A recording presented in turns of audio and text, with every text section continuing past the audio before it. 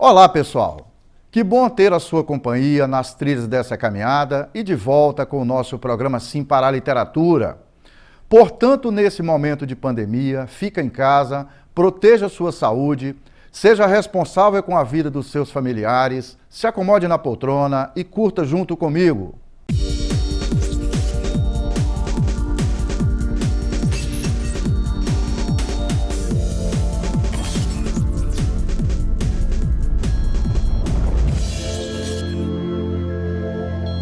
No nosso programa Sim para a Literatura, entre outras informações, temos as colunas Dica de Leitura e Dica de Livro. Temos também as colunas O Livro da Minha Vida, Apaixonados pela Leitura, a participação de telespectadores, além de entrevista e muito mais. E nesta edição vamos fazer um passeio bem gostoso pelas trilhas da literatura. Para nós, a leitura é um imenso prazer e também uma grande paixão, como dizia nosso mestre Ariano Suassuna, pois as histórias contadas nos livros nos proporcionam viagens inesquecíveis.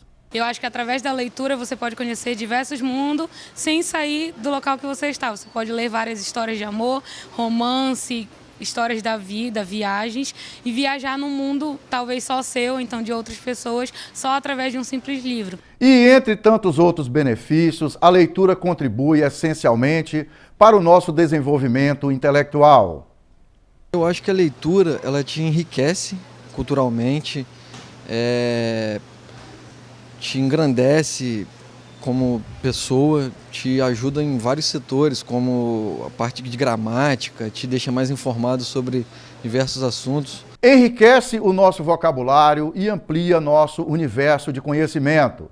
Eu acho que a leitura ela é o acesso principal ao conhecimento, né, a partir do qual a gente pode enriquecer a forma de pensar, o vocabulário, então acho que é bem importante para todo mundo. E para a entrevista desta semana, a nossa convidada é a professora Margarete Salvador. Margarete é professora e pedagoga no município de Conceição da Barra, que fica aqui na região norte do Espírito Santo. Num papo da melhor qualidade, alinhavamos uma conversa sobre leitura e suas influências no ambiente da escola, sobre o material de estudo que ela vem preparando para ampliar o universo de estudo dos alunos e sobre a importância do professor ser leitor. Porque se o professor for leitor, ele tem como encantar. Porque a leitura é um encantamento. Agora, se o professor não lê, como que ele vai encantar? Nós dois aqui, nós conversamos aquilo que a gente já sabia. Eu sei tudo sobre Dom Casmurro, sobre Os Miseráveis de Victor Hugo. Então, você acompanhou a minha conversa e eu acompanhei a sua. Se eu não tenho domínio daquilo que eu quero que o meu aluno tenha, como que eu vou conseguir envolver o aluno na leitura se eu não sou leitora? É com as palavras da professora Margarete Salvador que finalizamos a primeira parte desta edição do nosso programa Sim para a Literatura. Daqui a pouco a gente volta.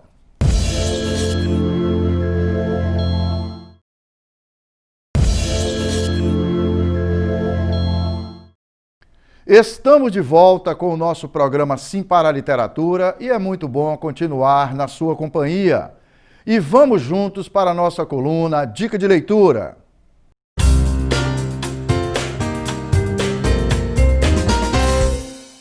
Leia livro com temas variados. Nunca limite seus tópicos de leitura e procure sempre por novos conteúdos e escritores diferentes.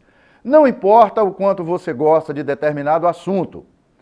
Não fique focado apenas em livros sobre ele. Leia livros sobre assuntos variados e alargue seu horizonte de leitura. Reflita sobre o que leu. Procure refletir sobre o que leu e, a partir desta reflexão, elabore suas opiniões ou resumos do que compreendeu. Verifique se entendeu realmente o que está escrito no livro, explicando-o com as próprias palavras. Compartilhe a experiência de leitura. Compartilhe a experiência do que leu com seus amigos e familiares. Busque novas opiniões e pontos de vista sobre o que foi lido, seja em comunidades na internet, seja com amigos que tenham lido ou que se interessem pelo assunto. E atenção, pessoal, essas dicas e sugestões que fazemos aqui, entre tantas outras informações, podem ser encontradas no livro A Importância da Leitura, Conceito, Benefícios e Dicas, de minha autoria, que vocês podem adquirir através do Zap 27 9935 9163. E falando do nosso prazer do contato com os livros, vamos assistir junto às dicas da nossa colunista Winnie Pereira, na nossa coluna Dica de Livro desta edição.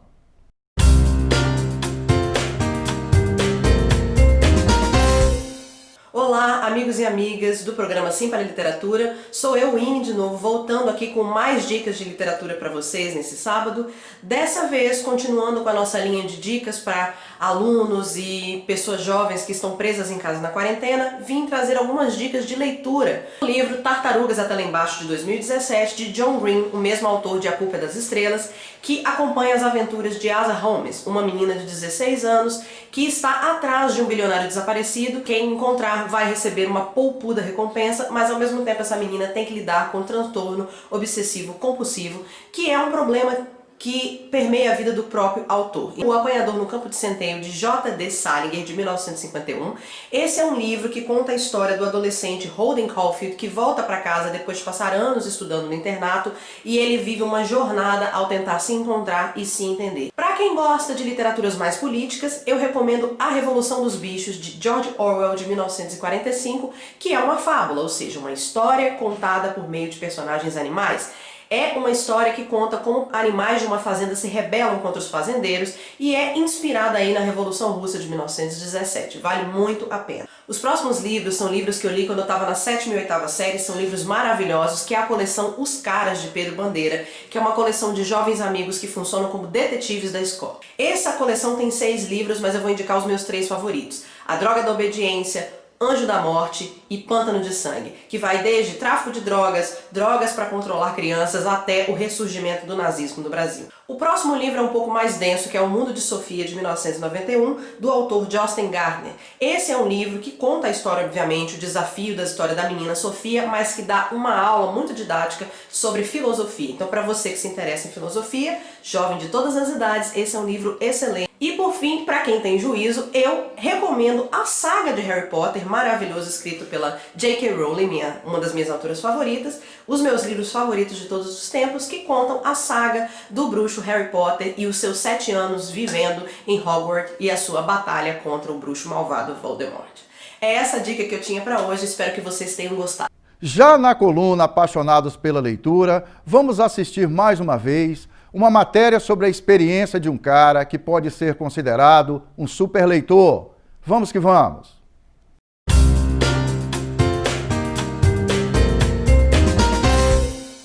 Se você acha difícil ler um livro por mês, imagina 128 em um ano. Parece impossível, né? Mas Wendel Lopes conseguiu. São 100 páginas por dia.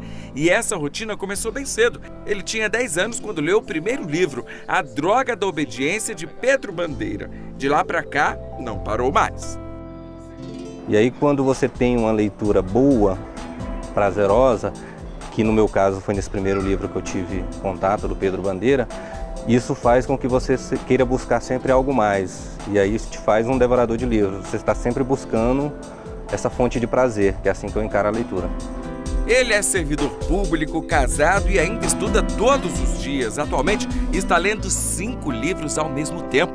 Vai da fantasia às narrações da história, viaja pelo centro da Terra e no virar da página já está se aventurando pelo espaço. O devorador de livros não para.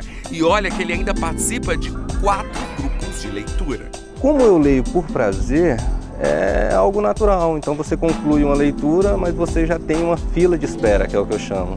Então assim, você está lendo um, mas você já tem 2, 3, 4 que você, por indicações, por ter contato numa ação publicitária da própria livraria, você desperta esse interesse na leitura. Wendel garante, bem mais que leis que promovam a prática da leitura, um incentivo deve começar dentro de casa, dentro da sala de aula. A lei incentiva alguns tipos de comportamento.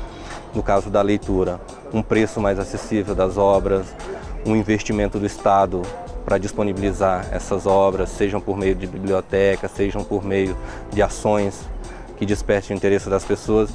Então, assim, eu acho que é um pouco cultural. Nós precisamos amadurecer pouco a pouco para que desperte nas pessoas esse interesse pela leitura.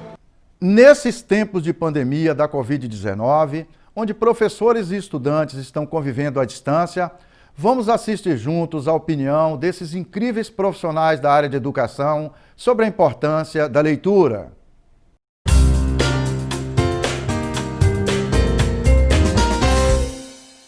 Eu vejo como fundamental essa abordagem, principalmente porque aqui é o espaço em que os alunos precisam manter um contato maior com a cultura, com o conhecimento científico, e a leitura é o único caminho para que isso possa se tornar efetivo. O Brasil está em construção e dentro dessa construção acho importantíssimo que nós incentivemos a leitura, que nós possamos incentivar a leitura do aluno e que o aluno possa ler para se educar, para crescer intelectualmente falando. A importância desse assunto é exatamente preparar todos aqueles que se engajam à literatura em qualquer setor da vida.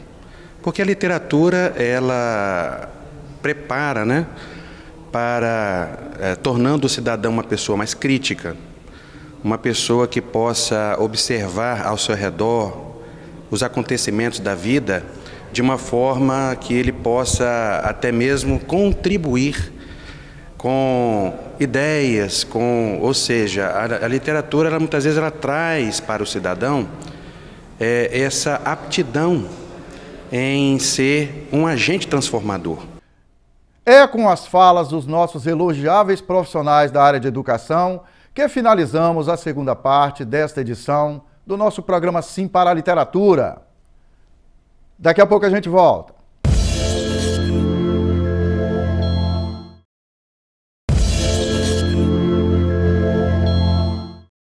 Estamos de volta com o nosso programa Sim para a Literatura e é muito bom continuar na sua companhia.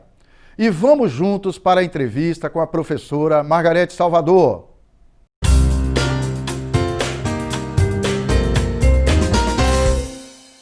Margarete, seja bem-vinda ao programa Sim para a Literatura. Obrigada, professor. A gente já estava alinhavando essa conversa há um tempo, né? Sim.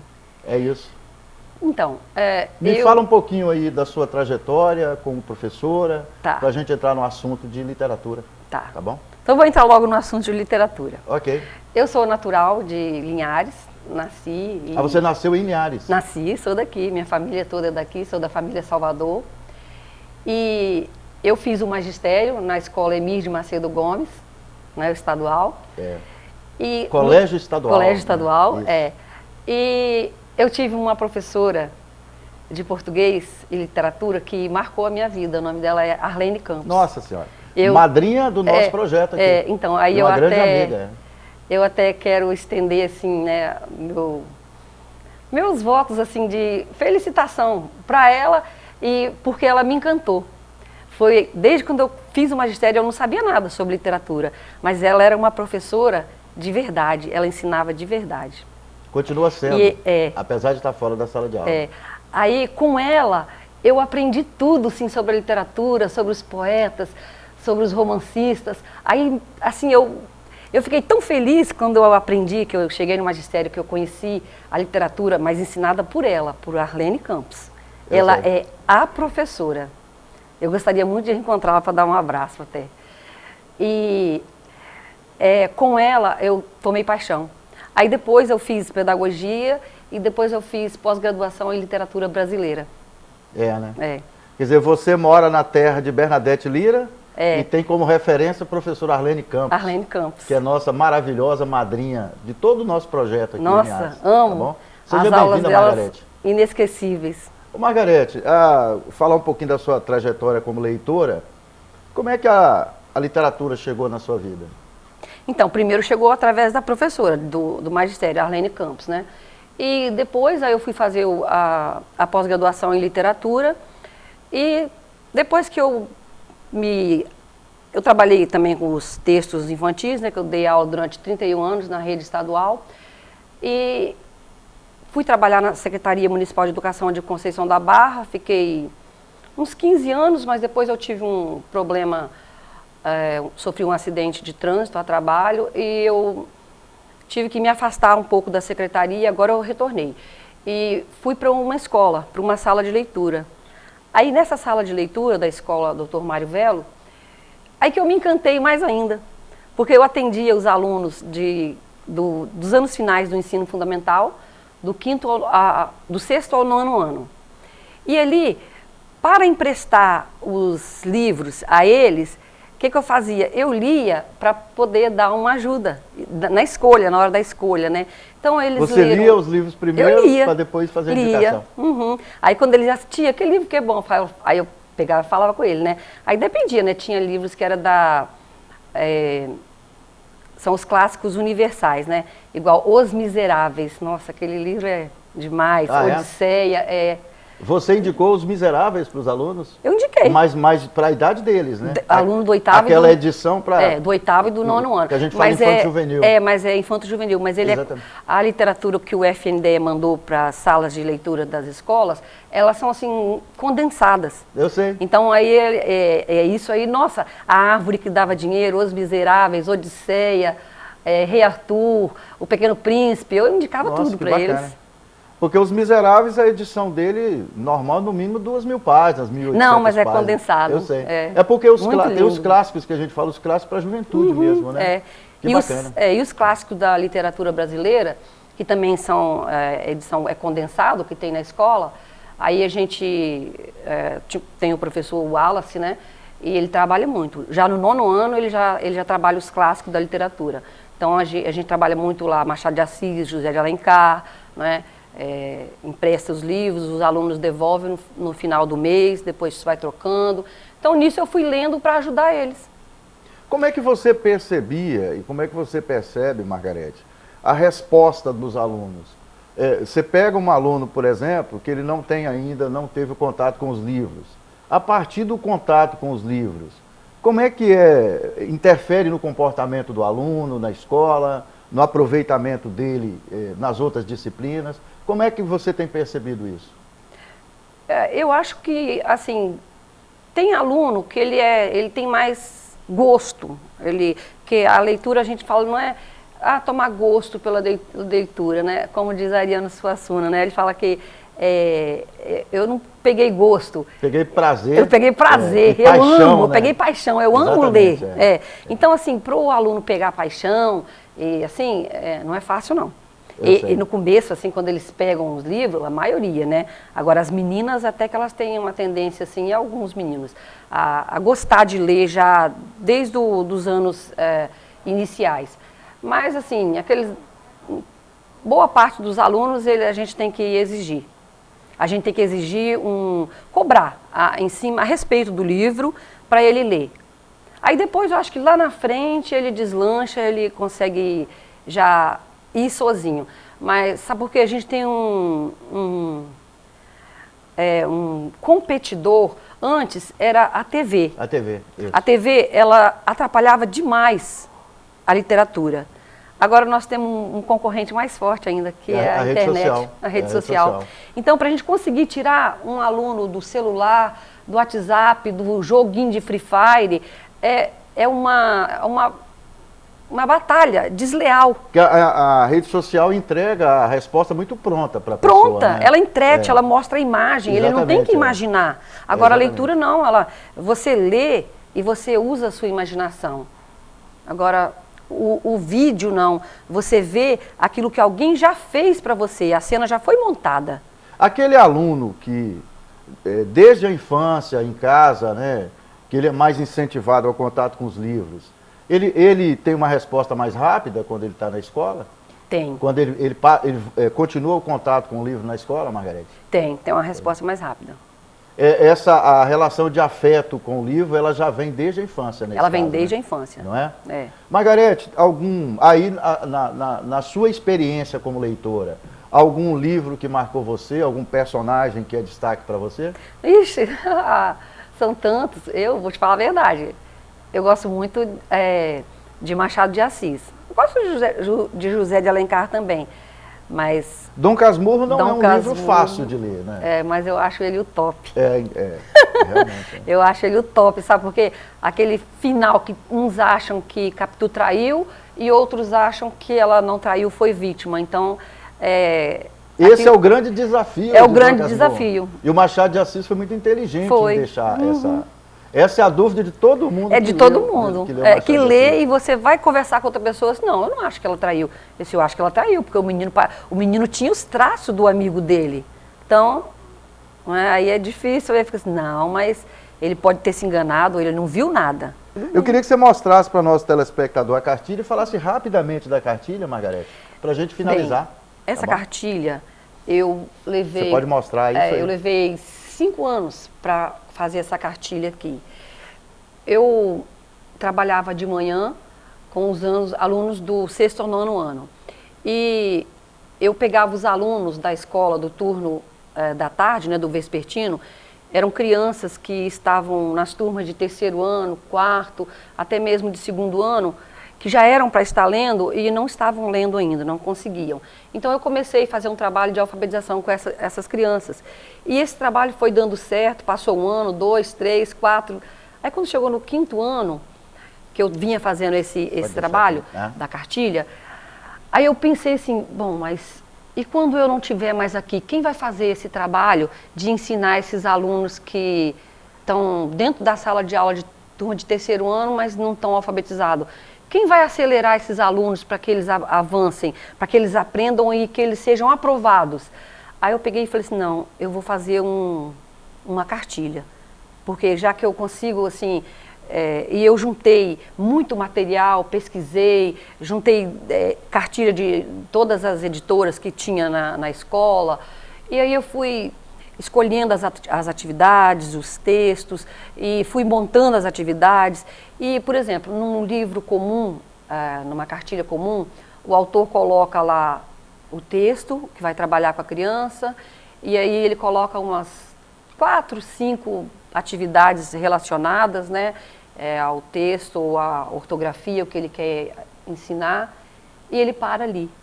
Eu sei. Aí eu vi que esse parar ali era insuficiente.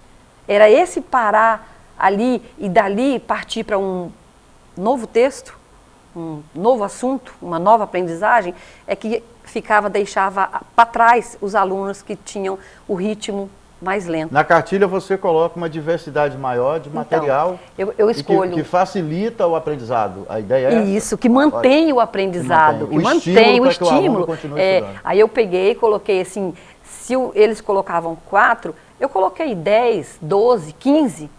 Para quê? Porque, e tudo atividade assim com os desafios assim, gradativos. Eu não começo do complexo, eu começo de um nível mais simples, aí gradativamente eu vou aumentando o nível de complexidade. A complexidade. Que a gente fala popularmente o nível de dificuldade. De dificuldade, sim. Aí eu vou, aí nisso ele já vai, aí se tem aquele que está com mais dificuldade, e também eu procurei colocar atividades assim desafiadoras, que tem assim, tipo um quebra-cabeça, uma montagem, e também pintura. Eu fiz a cartilha em preto e branco, se dá licença só eu abrir aqui, eu coloquei os desenhos, eu coloquei tudo assim mostrar aqui para nosso telespectador, em preto, porque a criança gosta de pintar. E à medida que ela vai pintando esses desenhos, criança gosta de desenho e de pintar, ela vai desenvolvendo a coordenação motora fina, para fazer a letra cursiva. E eu gostaria de deixar bem claro que eu começo também, eu coloco as letras de imprensa e coloco a letra cursiva desde o início da cartilha, com base na nova a BNCC, né, a Base Nacional Curricular Comum, né, que o MEC repaginou, né, e ela é novinha, de 2019, então ela está toda com base, foi em 2019 que eu concluí, com base no que a BNCC pede, né, nos conteúdos do 1º e do 2º e do 3º ano. Margarete, obrigado por ter vindo, por participar do programa Sim para a Literatura. É assim que finalizamos mais esta edição do nosso programa Sim para a Literatura. Caros telespectadores, foi um prazer e um sinal de prestígio contar com a sua audiência nesta edição do nosso programa Sim para a Literatura. Para que vocês tenham acesso às edições anteriores e aos vídeos do programa, acessem youtube.com/simparaliteratura. Entrem em contato conosco através do e-mail simparaliteratura@gmail.com. Agradecemos pela sua audiência. Saudações poéticas e literárias e muito obrigado.